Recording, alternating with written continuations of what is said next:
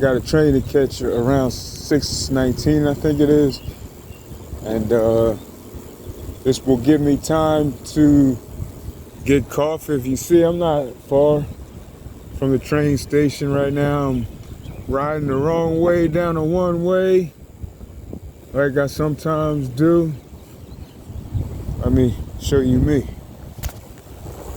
I don't want to fall real quick, switching hands with the phone, but I'm holding on and I'm rolling on to Maryland, going down to Silver Spring, Maryland for a meeting this morning, an important meeting. Riding by the police station. Where is our real-time crime unit? Do y'all know where the real-time crime unit is? Is it here? Was that the police station? Where do you think it is? I acknowledge the brother, he gave me a nod back. I nod. I nod at everybody. They don't always nod back. But we're people acknowledge.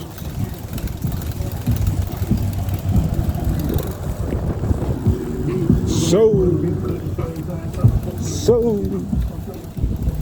I used to sell souls. Ooh, I used to sell souls. I ain't buy souls, never bought a soul. Sleeping. Look. I've done this. I slept at the Greyhound station.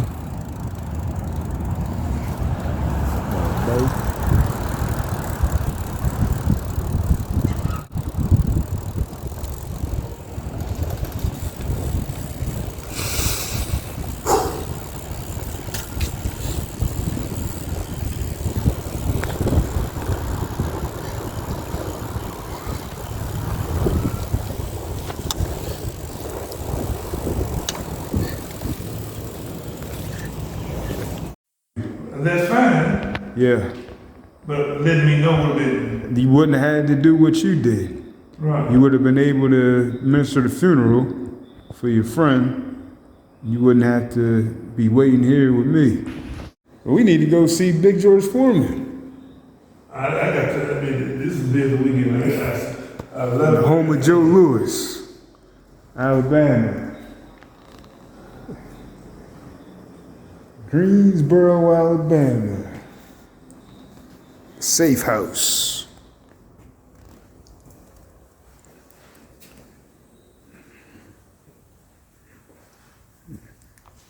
Dr. King spoke from this Ford bed, this pickup truck bed. It's all rusted. He stood in the middle of it. I ain't gonna say he gave a sermon, but he's a minister.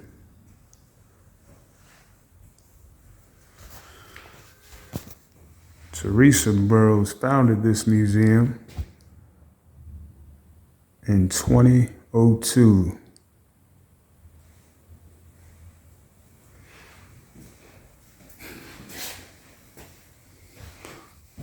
Freedom is not free. Rural beginnings.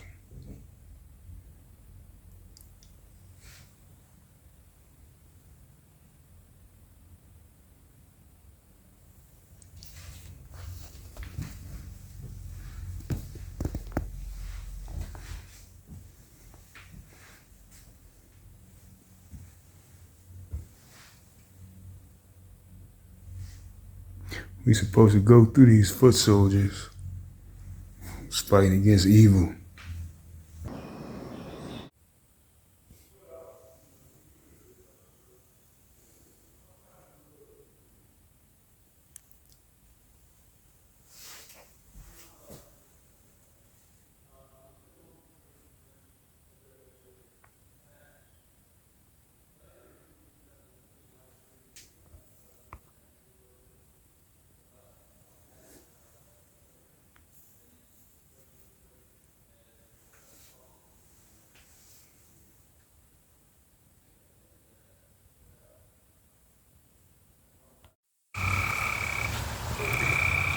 It's nighttime at 3rd Street Reentry, Greensboro, Alabama.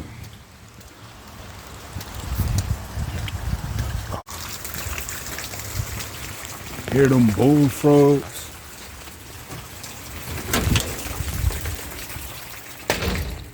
They go to sleep at night. They do go to sleep.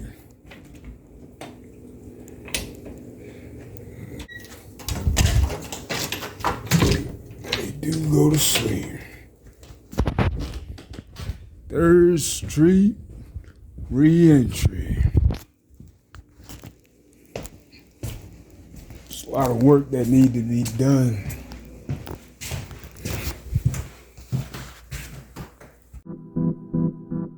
Alice Hargress said she had never imagined she would see a day when there would be a black president. A lot of us that marched together are gone now, but I am blessed to still be here, Hargress said. There remains many battles to fight. Alabama was and remains an incarceral state. The economics of incarceration affected nearly every social, political, and economic strata of white and black life in the state.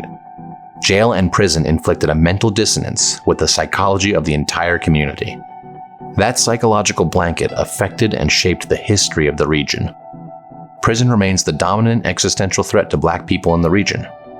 How black incarceration and the effects of the industry to prisons complex on the black community shaped black history is little understood. Records show some 40% of African American males have been in contact with the criminal justice system. 3 times the land area of Greensboro, the nearly 5,000-acre site of the state prison located just outside the Greensboro city limits. The fenceless convict labor prison camp coincidentally closed with the election of the first black Greensboro mayor in 1997. Convict leasing was outlawed in Alabama in 1929, but Farquhar continued to operate with labor supplied from the population of black people in the region. The prison served to depopulate the region of black labor and voters. Free black labor supplied revenue to the state of Alabama. The prison's history and influence are unknown, clouded, and hugely suspicious, but undoubtedly helped shape the black history of the region. As is the custom of the state, black labor supplied free labor to the prison's business enterprises. Catfish farming was a prison enterprise before coming into the Greensboro city limits, following the murder of the prison warden. Before the prison closed, it was a lucrative revenue producer for the state. The prison had connections to the governor's office and wealthy white political donors. The surname Farquhar is associated with gunpowder patents in Europe, munition production in India, and invention of a type of rifles. World history would be incomplete with the former prison warden's history nearly invisible. History has its obliteration and negation of human and animal life devices. Gunpowder and dynamite shaped world history, as well as Alabama. And that people were going to start coming here. A group of people started coming here. So those type of things started me to wanting to become a part of the civil rights movement. This is the location where I saw him standing at the pulpit, talking to us, telling us not to give up. But he said, I remember, it's nonviolence. You cannot hit them back. Did you ever disagree with that? Every time. Every time. But he said, it's a nonviolent movement. We can't win fighting. We've got to come together and not strike back. Well, I got a glimpse of him. He was going into First Baptist Church in Utah, and I saw him. They was escorting him into the church. Oof, eerie feeling just went all over me, because everybody thought the world of Dr. King. Just make goosebumps come up on you, just to think that he was in the area. But when Dr. King first came to Greensboro, he came to Salem Baptist Church when Sunday evening was having a choir festival. He and Reverend Scott, Reverend Abernathy, and Reverend Shawworth, they just came through here that We always went to different mass meetings, especially in the county. They wouldn't be at the same place all the time. Sometimes they'd take them out to the rural areas and places like that. So, and we would also go to other counties like Utah, Selma, Marion, Alabama. Most of them was done at the Methodist churches. I think some of the black churches, Baptist churches, were afraid to hold those mass meetings because of, violence from the Ku Klux Klan, and they didn't want their church to be burned down. When the movement first started, we had mass meetings every night in the current events. They would tell us about it at the mass meeting. Ain't gonna let nobody turn me round, turn me round, turn me. Well, when Dr. King used to come speak,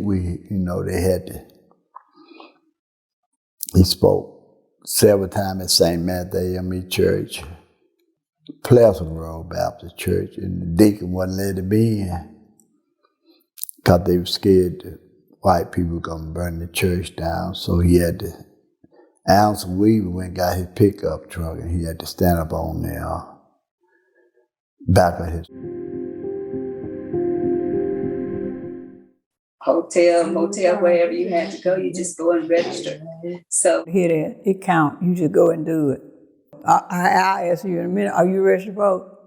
They said, no. I said, well, shut up. Come on, let's go. Go into people's houses, knocking on their doors, and get them to come to town and register to vote. So it was about maybe 4 or 5 different cars doing the same thing. It was just amazing that people would leave their house and come to Greensboro and register to vote, and not knowing how they're going to get back. But we was able to take them back too, but they was ready. All we had to say, you want to go register to vote? They was ready to go. And I figured if we marched, like everybody was marching to vote, and I said, like, my children and other children and people that coming on behind me, so if there's anything that I could do to help, that I just wanted to do it. So if I got a chance, and I would like them to have the same chance. We know now our marching was not in vain, Theresa Burroughs said. Blacks across the South were fed up. They wanted the same simple right that whites were granted, the right to vote. The most change is, most of the time, people respect you more now.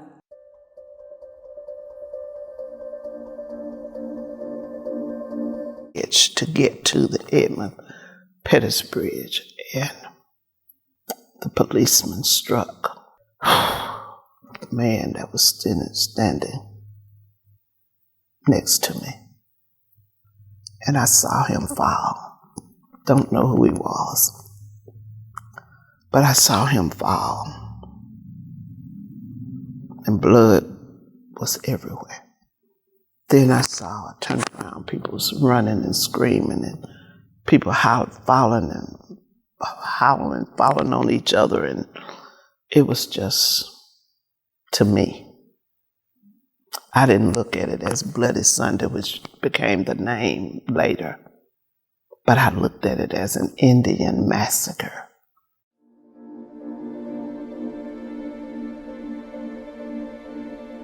When they were marching, marching for their rights to vote in Selma, a lady got killed. I think a white lady, Val LaRusso, she got killed. And then in Jackson, Mississippi, Medgar Evers was killed. When you're young, you have no fear.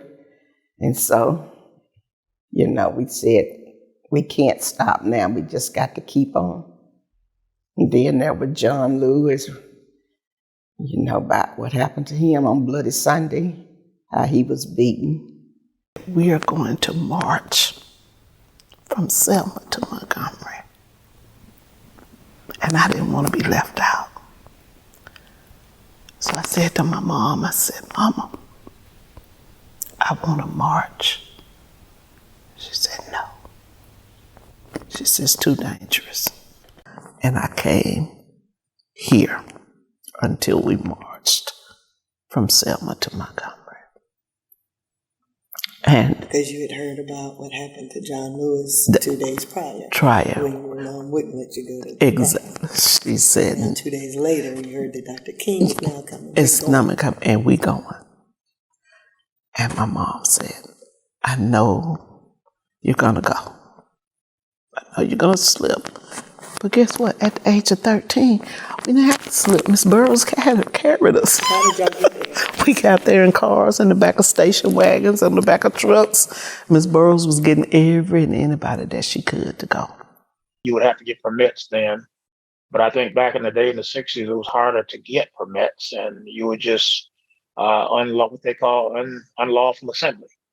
Whether it was in Hale County, Tuscaloosa County, Montgomery County, Dallas County.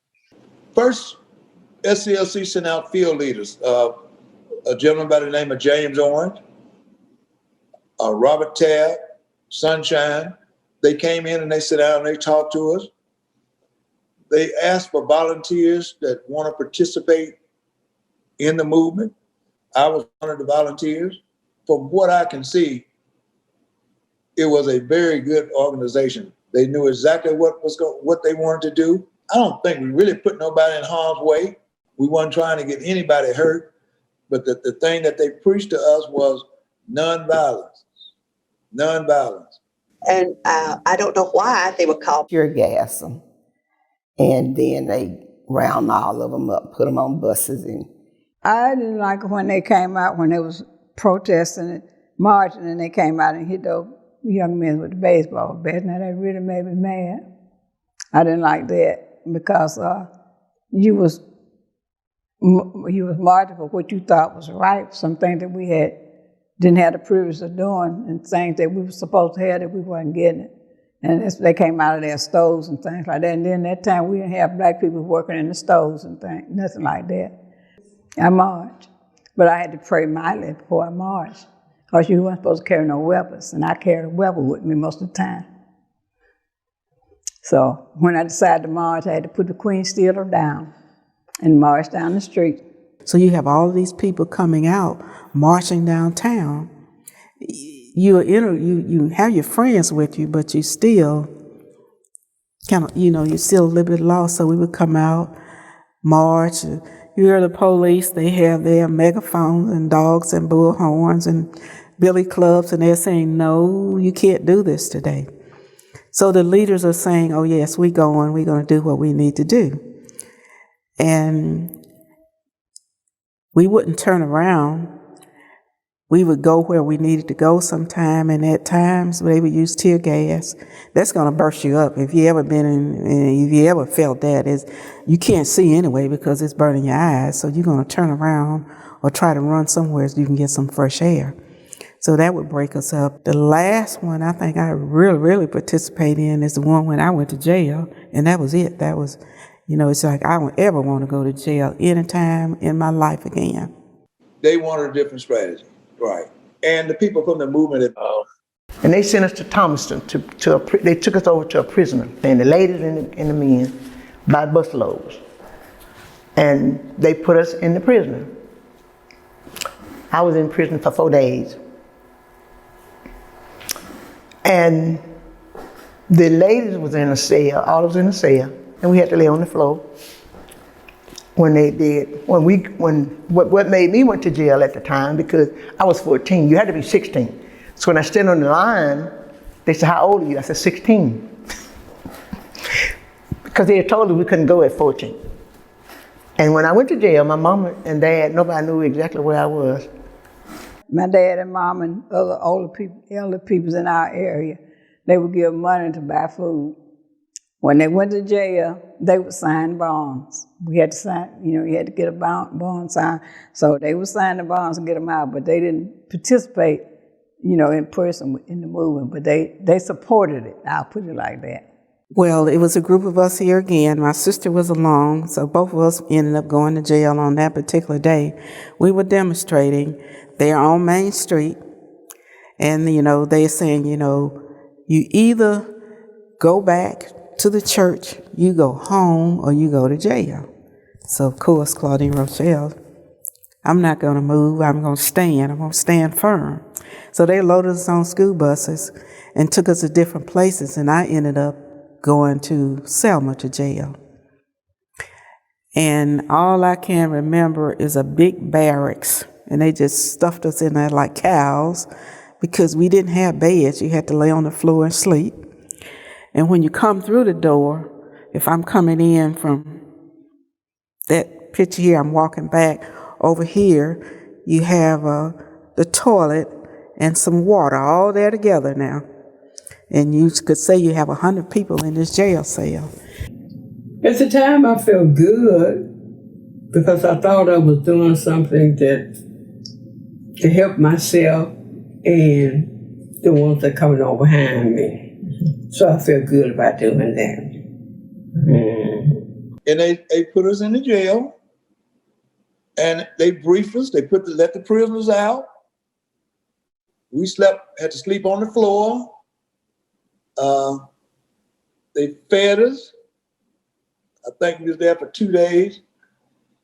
The FBI came from the state of Alabama and told us that we don't want to see us down there again, and that it would be harsher the next time. My child can't teach your child. So I still don't like that, but that's still in this system here. The children go to private school. They don't go to the school on the hill or wherever the black teachers are teaching. They go out there. But I know that's their right to go, but anyway, if they're getting some of our money too. Just each morning I would do that. I would vomit before I go to school in 1965. But we weren't able to go because they said we hadn't applied. So we couldn't go. In 1966, we did apply. We filled out applications. And out of the applications that were submitted, they only selected 2. And I was one of them, was for the high school, and the younger girl was for the junior high. When they pushed the integration, they just put some in certain places like they did us. They just switched it around like that. They didn't send their children to our school, send our children to their schools. And I didn't like that, period. And still don't. And we always had problems on that bus with them. It was white and blacks. That's when they was first integrating things around there. Well, we started to ride the bus being bus. And she said, I just can't stand to see you in this situation. And I told her, I said, well, Mom, I'm going to try to hold on. Since we've integrated, I'm going to try to stick it out. And so one of the leaders, Mrs. Lizzie Mae Bradley, and another man, it was a freedom rider, right? We called freedom. He stayed in the community. He was a white guy. He stayed in the community. And they came and talked to me and asked me questions about my situation at the school. And I told them. And they asked me how I felt. And I expressed, it was pretty lonesome. And so they were saying that they had talked to the civil rights attorney, and they had put a suit in against the Hale County Board of Education. We had to go to federal court in Selma, and there the judge heard our side of the story, and Hale County Board of Education, and so they put the superintendent on the witness stand, and they grew of him real hard. And so after the hearing and everything, the judge ruled in our favor. And he said, you will have to, he told the superintendent and some of the board members from Hale County that they would have to admit more black students into the school. And that Monday after the hearing, about 30 more children were admitted, black students were admitted into the school. And that relieved a lot of pressure off me. And from that day on, I didn't vomit anymore. I didn't have any more morning sickness. And so I said that was a good judge because he really saved my life, It relieved a lot of stress off of me.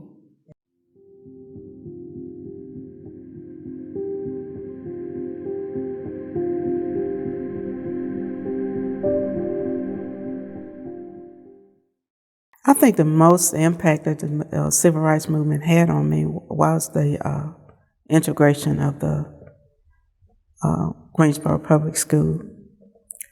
Because at that, I was hoping it would make a change to the educational system there in Greensboro. And I felt that we had opened the doors for other parents to get their children in. A lot of people moved their children into the all-white school.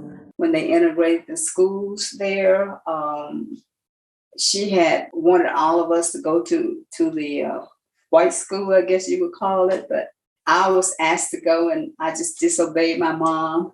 And I just told her I wasn't going down there fooling with them people because they didn't want me down there and I wasn't going to go down there. I said they were going to probably give me the grades that I was making anyway because of my color. And so I got my whooping and I got up that morning and I got my books and I went back to my old school.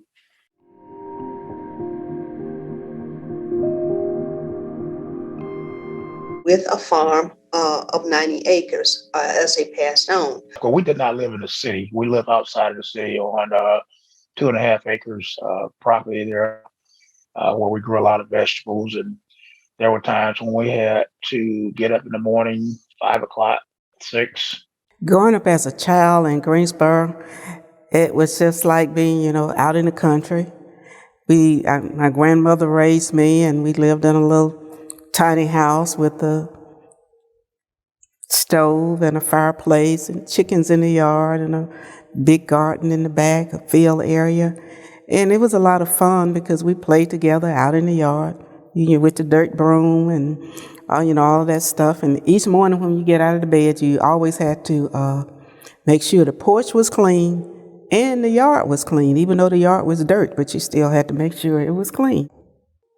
When I look at racism in the school, it's like some of our children are still pushed to the side and not being given the opportunity to excel like they should or could because none of the teachers want to take time to help them. Sometimes you look at today, you wonder if we made any progress. It seems like to me, as of today, all of that working people died for and worked so hard for it. They've gone on to glory, but so this weekend, I learned that my family had cows. My family chopped wood. I learned that my family picked cotton. There's still a lot of land. There's still a lot of land to grow on. We've got churches, vineyards, re-entry houses. This re-entry house has a pool in the back that's black that needs to be drained. Nothing that's worth holding on to, nothing that's gonna be amazing and great is gonna be done fast. Everything takes time. On the first and third Monday of each month, Theresa Burroughs traveled to Alabama's Hale County Courthouse to register to vote. On each trip, she was met by a group of white men playing dominoes. One of those men oversaw voter registration in the county. He pointed to a jar of jelly beans on a nearby table and asked Burroughs, "How many black jelly beans are in the jar? How many red ones in there?" It was the late 1940s, and Burroughs was a black woman who knew she wasn't welcome at a voting booth in the Jim Crow South. But she was so determined to vote that she kept going to the courthouse every month for 2 years until she wore down the voter registrar. When he finally handed her a voter registration card, he didn't bother to hide his disgust. It was a joy, Burroughs said, recounting her vote during the 2015 interview with a nonprofit group that collects oral histories. But the thing about it is, I didn't feel it should have been this hard. I knew it shouldn't have been this hard. More than 70 years later, it still is hard for many black people to vote in America, and the proof can be seen in how this year's presidential election has unfolded, voting rights advocates and historians say. From a 2020 article by John Blake of CNN.